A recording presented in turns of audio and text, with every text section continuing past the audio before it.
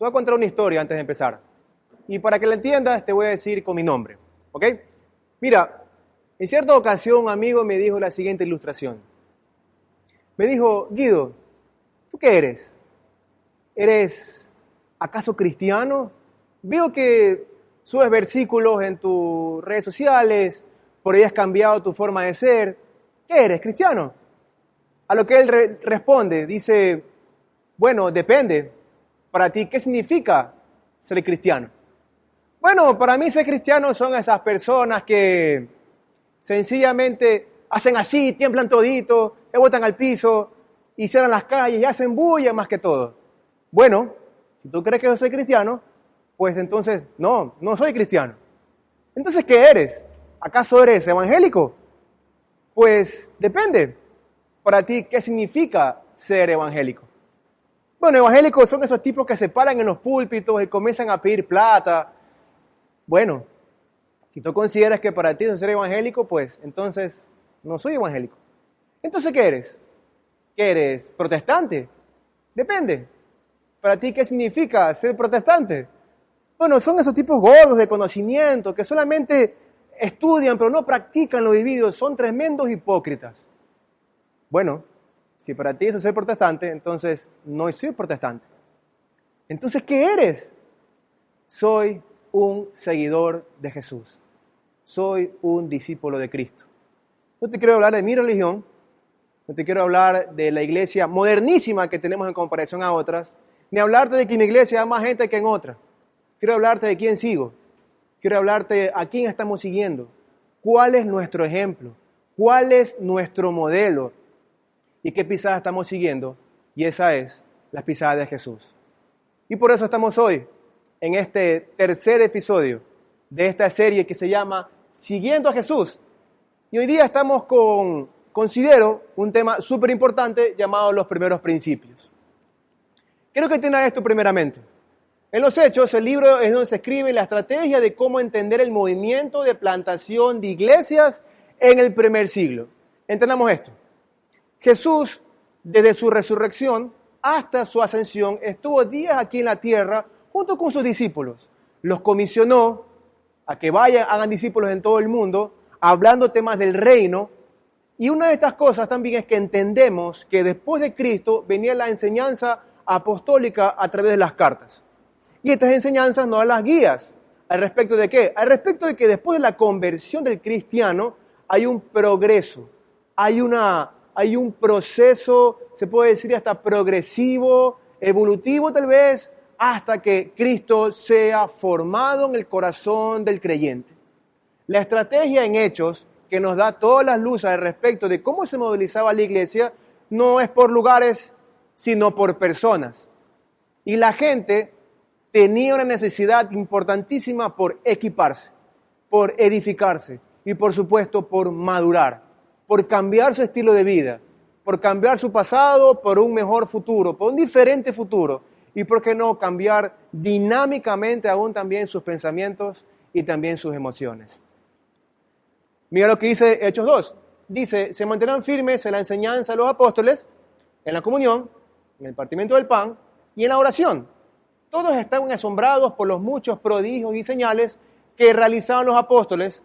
Todos los creyentes estaban juntos y tenían todo en común.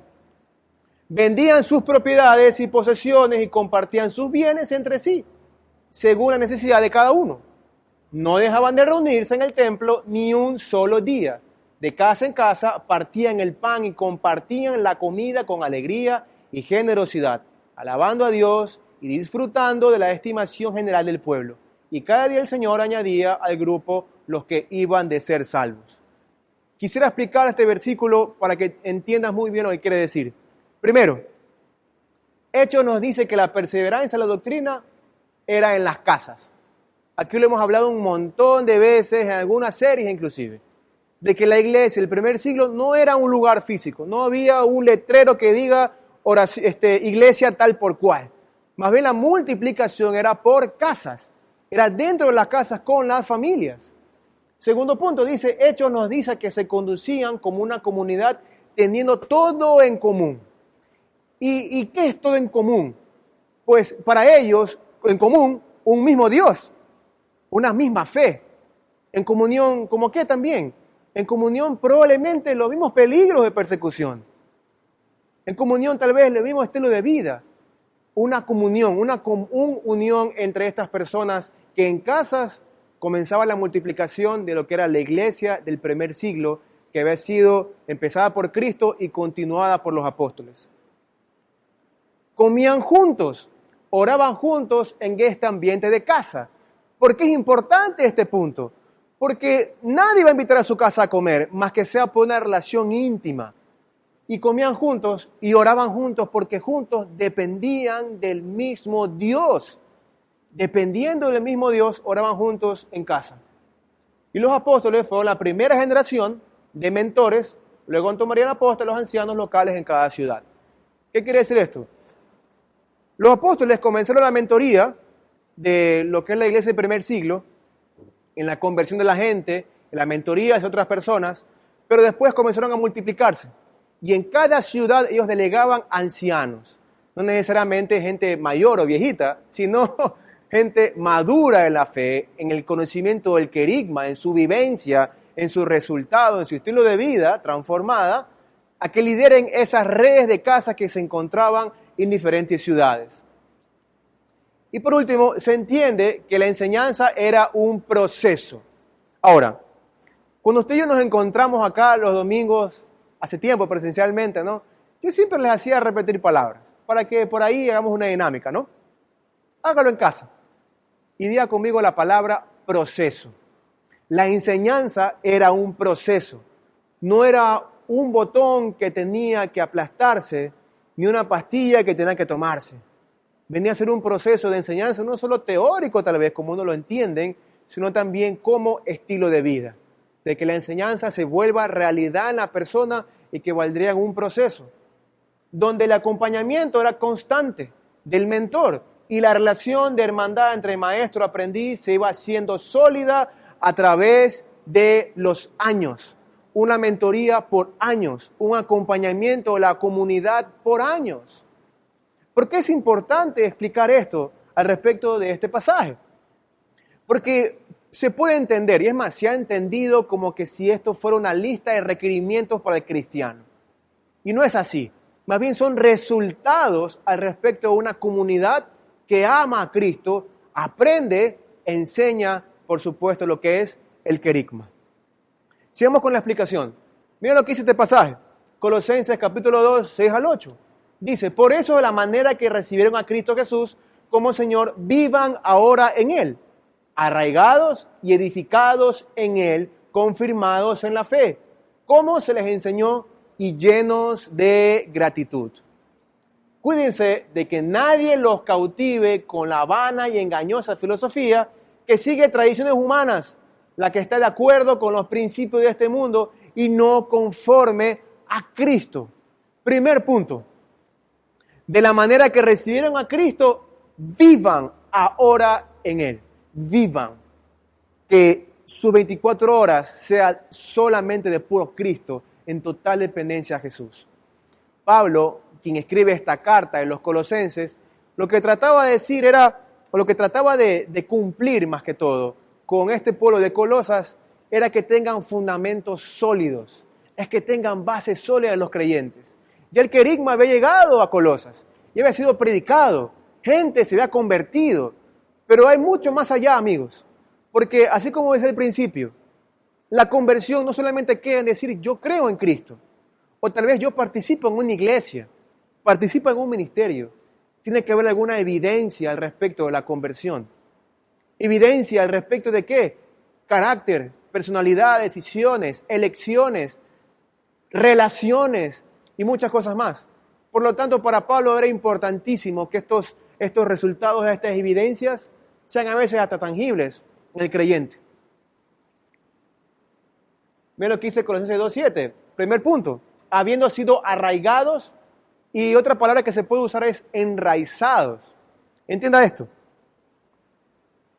Cuando el querigma, dice antiguamente, que cuando el querigma llegaba a la vida de una persona, el evangelio llegaba a la vida de una persona y echaba raíces, se podría decir, tomaba tiempo para que la persona en un proceso progresivamente Cristo pueda gobernar cada área de su vida.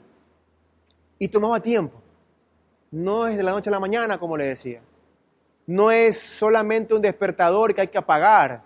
No es un comando de computadora de poner enter. Toma tiempo. Y es más, contarte un poco al respecto de una historia. Toma tiempo que una persona se convierta a Cristo. Toma tiempo que una persona cambie su vida, transforme su vida. Ha escuchado el querigma, ha escuchado el evangelio, está convencido, pero hay cosas que aún tiene por resolver. Puede tomar tiempo. Y otra vez con chicos, antes de la historia que te voy a contar, conversamos al respecto, ¿no? Si esto no es una negociación, no es cerrar una venta, no son estrategias comerciales. Solamente imagínense que a veces pensamos que podríamos persuadir o convencer a alguien para que cambie completamente su vida. Eso no nos corresponde a nosotros. Ese es trabajo de Dios. A través de lo que el querigma se ha enraizado, arraigado fuertemente en el corazón del creyente. Y mira, al respecto del tiempo. Hace muchos años atrás, una señora, 40 y tantos años tal vez, tenía 2 hijos, uno de esos hijos más rebelde que el otro. Y de pronto este hijo, un viernes en la tarde, había salido del colegio 1 de la tarde, y el chico había sido, se puede decir, como notificado como perdido, porque eran las 10 de la noche y el chico no aparecía en su casa. Eso fue hace algunos años atrás, probablemente hace unos 14, 15 años. Y de pronto, ya en la preocupación de esta señora, a Dios gracias, el chico aparece. Y resulta que el chico no estaba perdido, sino que estaba de parranda. El chico había ingerido gran cantidad de alcohol, que había perdido el conocimiento, había estado tirado en la esquina de una calle, había sido rescatado por unos amigos, y sus amigos en su desesperación no sabían qué hacer, hasta que pudieron comunicarse con la mamá para que esta persona pueda llegar a su casa. Este chico llega a casa, y esta madre, a ver a su hijo en ese estado, comienza a orar en su preocupación, en su angustia. Y pasa el tiempo y su madre, por su deseo ferviente de que su hijo conozca a Dios como ella lo conoce, lo manda a un retiro espiritual, va a una iglesia, va a un culto de jóvenes, y el chico comienza a tener cierta simpatía por las prédicas del pastor, por el retiro al que fue, por gente sana que lo rodea. Pero los tiempos pasaron y el chico seguía siendo rebelde, seguía teniendo complejos, luchas muy fuertes. En todo caso, al final, nunca cambió. A lo que después, ya mucho tiempo, cuando el chico ya era mayor de edad, tal vez 18, 19 años, este chico, en una noche de viernes, decide arrepentirse y volverse a Cristo. Se acordó de aquellas palabras que donde le dijeron que Cristo lo amaba y que lo estaba buscando. En ese momento, este chico en un baño decidió acercarse a Cristo y decidió dejar su vida atrás para buscar a Dios y ser un discípulo de Cristo.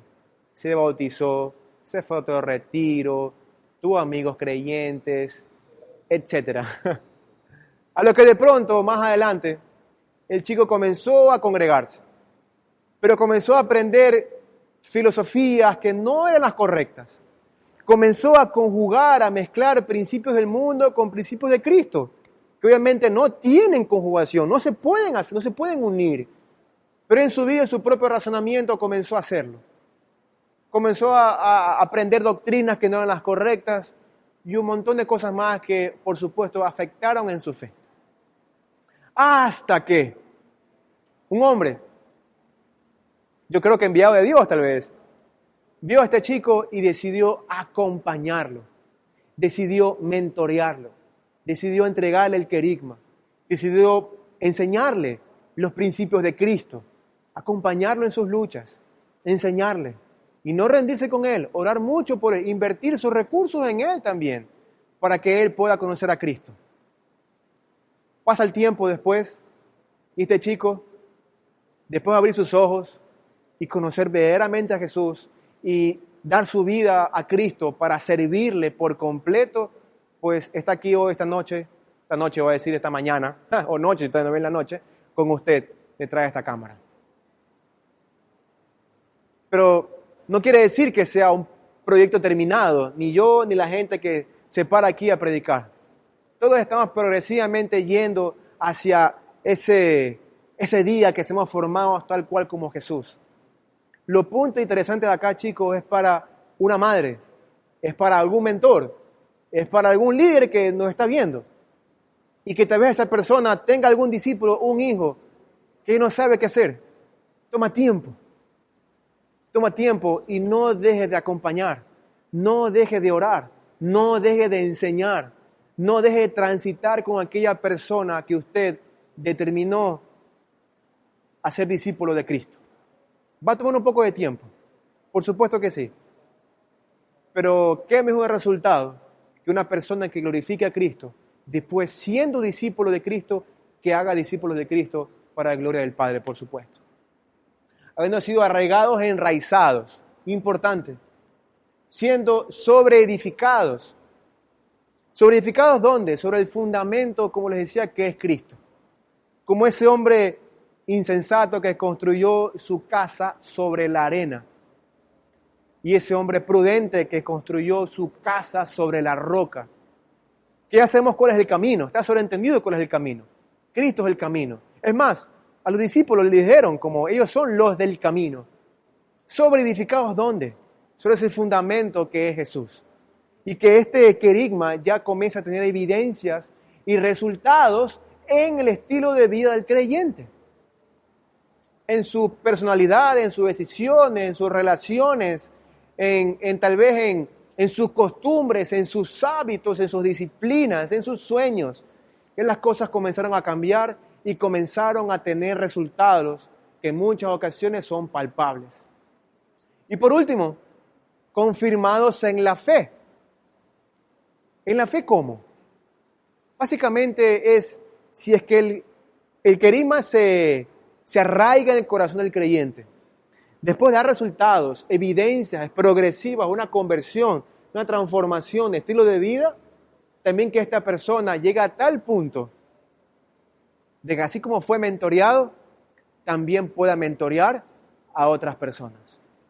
De así como alguien invirtió tiempo en él, en acompañarlo por años tal vez, esta persona también pueda compartir tiempo, espacio, recursos y por supuesto todo el amor de Cristo a alguien que necesita ser mentoreado y por supuesto transformado por la palabra de Dios. Ahora miren lo que dice Colosenses 2:8. Continuamos con el versículo. Cuídense de que nadie los cautive con la vana y engañosa filosofía. Filosofía entiéndase como razonamiento propio al respecto de la vida, por ejemplo. Manera de ver las cosas, manera de pensar, por ejemplo. Que sigue tradiciones humanas, la que está de acuerdo con los principios de este mundo y no conforme a Cristo. Es decir, amigos, hay principios mundanos y hay principios de Cristo. Cuando tenemos principios mundanos, no quiero entrar mucho en ello, pero lo entendemos bien. Está la perversidad, está la maldad, está el egoísmo y muchas cosas más que por supuesto lastiman a la gente y se lastima a uno mismo. Y también están los principios de Cristo, que son los que estamos enseñando ahora, al respecto de nuestra conversión y nuestro progresivo crecimiento hasta que Cristo sea formado en nosotros. Pero la pregunta de aquí es esta, amigo y hermano. ¿Cuál es tu filosofía? ¿De qué forma tú piensas? ¿Cuál es tu razonamiento personal al respecto de la vida? ¿Cuál es tu razonamiento personal al respecto de cuando te hacen daño, cuando te hieren? Tu razonamiento personal en las finanzas, tu razonamiento personal con la familia, con tus relaciones, con el futuro. Así vas a entender cuáles son aquellos principios que tú sigues. Y tal vez puedas comparar y entender en una balanza simbólica cuál pesa más que el otro en tu vida. Si los principios del mundo son los que pesan más en tu vida, probablemente sea el dolor que sientas en tu alma, en tu corazón. Otra vez es diferente, que los principios de Cristo son los que más pesen en tu vida y lo que han provocado los resultados que estás viendo ahora en tu vida. Esta evidencia de fe, por supuesto, y de amor hacia los demás. Continuamos. Dice, lo que nos denota ese crecimiento del creyente en Cristo en una comunidad de gracia donde el acompañamiento mentoreo es constante hasta que se forme Cristo en el corazón. Hasta que se forme Cristo en el corazón. Mira, este creyente, esta persona que llega a una iglesia, esta persona que decide convertirse a Cristo, que decide acercarse a Jesús, va a empezar un proceso. Pero todo esto con dos cosas muy importantes. La primera es una comunidad. Ninguna persona crece solo. Este crecimiento progresivo, esta madurez progresiva es al respecto de una comunidad. Como una iglesia, como una familia de familias, de gente que no te va a juzgar, de gente que te va a acompañar, de gente que tal vez está a la misma par que tú, con los mismos problemas que tú, pero que también está siendo mentoreados y equipados gracias a la palabra de Dios para que ellos sean evidentes en cuanto a su nuevo estilo de vida en Cristo Jesús. Y por supuesto, donde el acompañamiento mentoreo es constante. La iglesia como tal es un mentoreo constante. Hay un mentoreo constante. Donde alguien determinado, un pastor, un líder, un mentor, un amigo, una amiga, sea la persona que te muestre los principios de Cristo. Hasta que, ¿cuál es se puede decir, el objetivo de, por decirlo así, nuestro, o de la iglesia, con el creyente, con el nuevo creyente? Y es hasta que se forme Cristo en el corazón, hasta que Cristo pueda gobernar el corazón, hasta que Cristo pueda gobernar las emociones, hasta que Cristo pueda gobernar los impulsos, hasta que Cristo pueda gobernar aún nuestras más oscuras y ocultas pasiones. Hasta allí, que Cristo sea formado en el corazón a tal punto, así como decía al principio, que alguien note algo diferente en nosotros. Y no porque seamos de una religión, sino porque estamos siguiendo a Jesús y nuestro corazón está lleno de Él. Ahora, en estas marcas de Iglesia Alianza San Borondón como discípulos de Cristo, no quiere decir que somos exclusivos, ni somos mejores que otras iglesias. Lo que tratamos de hacer sencillamente es que queremos ser los más apegados posibles a la iglesia del primer siglo, volver a la iglesia del primer siglo, volver a las escrituras, a la teología bíblica, de cómo la gente en ese entonces lo era, y también queremos serlo para así alcanzar nuestra comunidad. Primero, se enfoca en que el cristiano transforme su conducta. ¿Por qué su conducta? Como les decía al principio, cuando hay una conversión en el cristiano, hay evidencias al respecto de su estilo de vida. Hay una evidencia de su fe. Hay una evidencia de amor hacia la gente. Hay una evidencia de amor a sí mismo. Hay una evidencia de amor hacia Cristo. Así como les decía al principio, ¿no? Oye, como que eres diferente, como que eres cristiano, eres evangélico. No, la gente comienza a notarlo en una conducta diferente cuando alguien decide humillarse ante Cristo. Se establecen las virtudes típicas de una nueva manera de vivir. Una virtud típica de una nueva manera de vivir es, ¿sabes qué? Ahora hace cosas que antes no hacía. O no hace cosas que antes se hacía. Cambió su manera de pensar, su manera de vivir, sus relaciones, sus decisiones. Ya no es como era antes. Esas evidencias se comienzan a demostrar en aquella persona que decide equiparse y el querigma está siendo arraigado en su corazón. Y por supuesto está trayendo resultados en todo lo que es su estilo de vida. Se trata de la manera en que un cristiano debe relacionarse apropiadamente con su familia, la base de la iglesia. Es decir, ahora nuestra relación con nuestros padres, nuestros esposos, nuestras esposas, nuestros hijos, ya tiene un fundamento. Ya no son por principios del mundo. Ya no es porque en mi casa se hace así, porque así me enseñaron mis padres, a veces mal. Lo hacemos ahora porque tenemos principios que son de Cristo. Porque nuestra relación con nuestros padres es porque Dios nos dice que nos honremos. No es porque solamente me toca hacerlo. Es porque tenemos principios de Cristo. Y ya no principios del mundo. Y ese va a ser nuestro fundamento en nuestra familia. Que por supuesto, como dice acá, es la base de la iglesia. Se trata la manera en que un cristiano debe relacionarse con su iglesia, su familia extendida. Como te decía, nuestro crecimiento espiritual, nuestro crecimiento progresivo hasta que Cristo sea formado en nosotros, en el corazón, también tiene que ver mucho con la comunidad. Crecemos porque somos parte de una comunidad. Porque tenemos amigos en la iglesia, porque tenemos hermanos en la iglesia, porque tenemos gente muy íntima en la iglesia en la cual luchamos también juntos. Pero no solamente eso, sino que también tú tienes talentos, tienes virtudes, tienes dones que tú puedes darlos al servicio en tu familia extendida, en tu comunidad. Allí también podemos relacionarnos con nuestra iglesia, que tenemos un fundamento que es Cristo, como nuestra familia de familias, pero también que puedo dar de lo que Dios me ha dado, sea un don, sea un talento, sea una virtud, con tal de servir a Dios y a nuevos creyentes.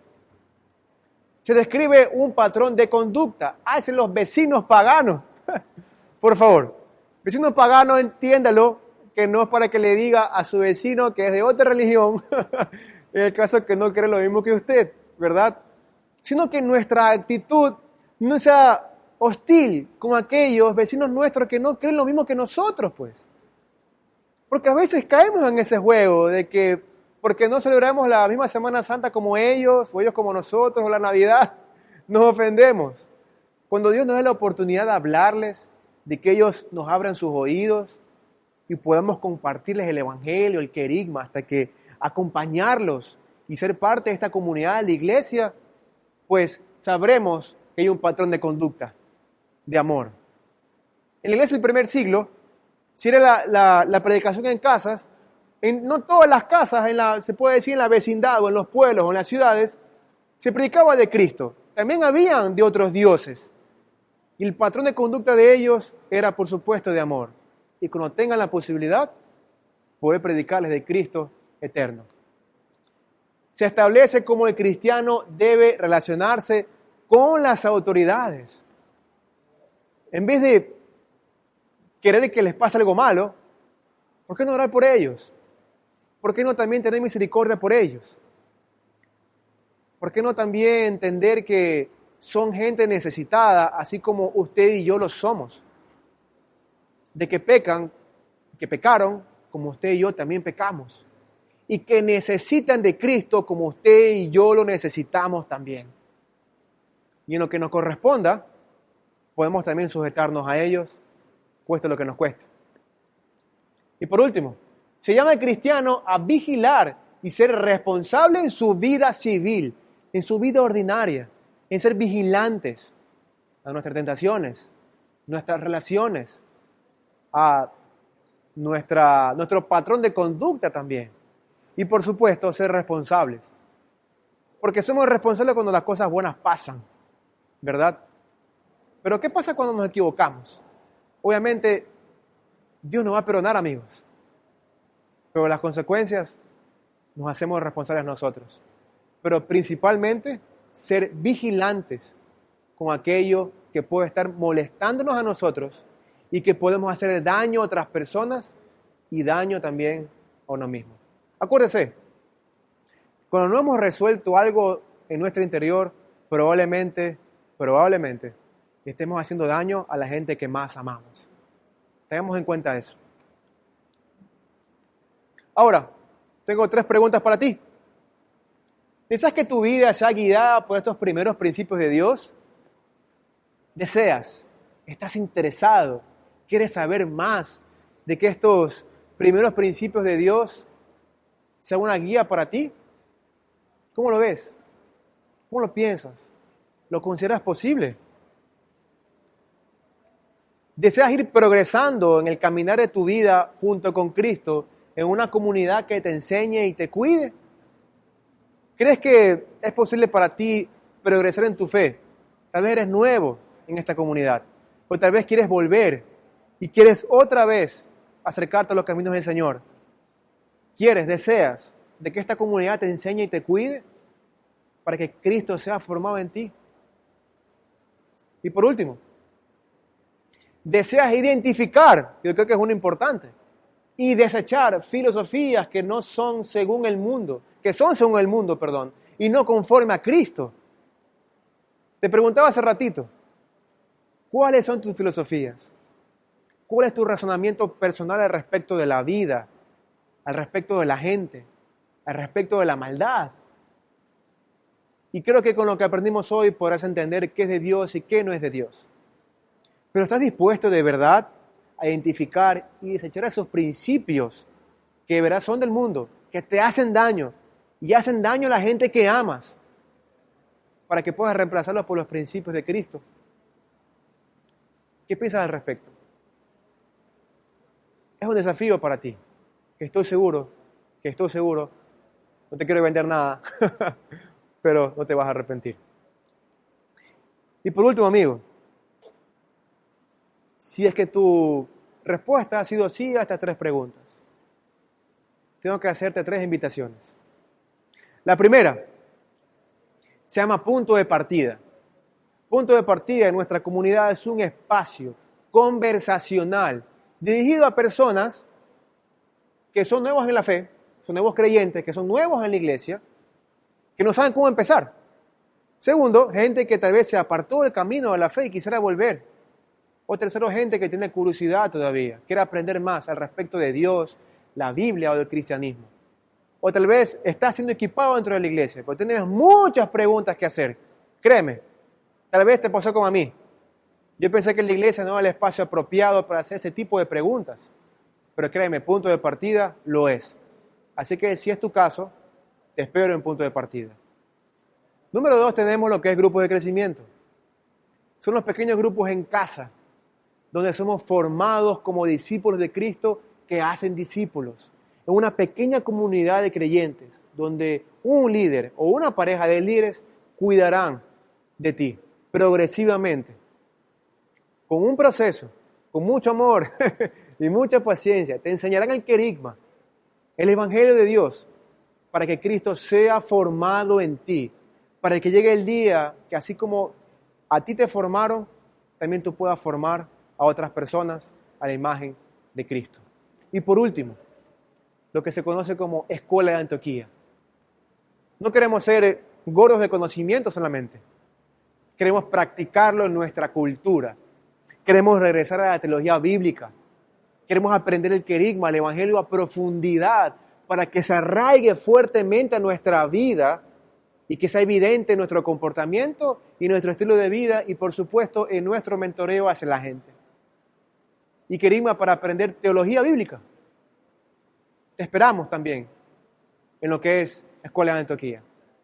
Amigo, cualquiera que fuere tu necesidad, estemos prestos a escucharte, a atenderte, a recibirte y por supuesto a acompañarte en este crecimiento progresivo que a veces toma tiempo, a veces un poco más que otro, no toda la gente es igual. A veces uno parecería como que si fuera una pastilla que se tomó. Para otros toma un poco más de tiempo. Pero creemos en eso. Creemos que cuando el querigma, el Evangelio de Dios ingresa a la vida de la persona, se arraiga fuertemente, encuentra un fundamento y estamos seguros que esa persona será un discípulo de Cristo que hace discípulos, lo que lo convierte en un discípulo verdadero. Antes de terminar, quisiera orar contigo. Y en casa donde estás, ahí en familia, desayunando, esposa, hijos, tal vez, o estés solo, quisiera que te pares, tomes en la mano a alguien, cierres tus ojos y ores conmigo.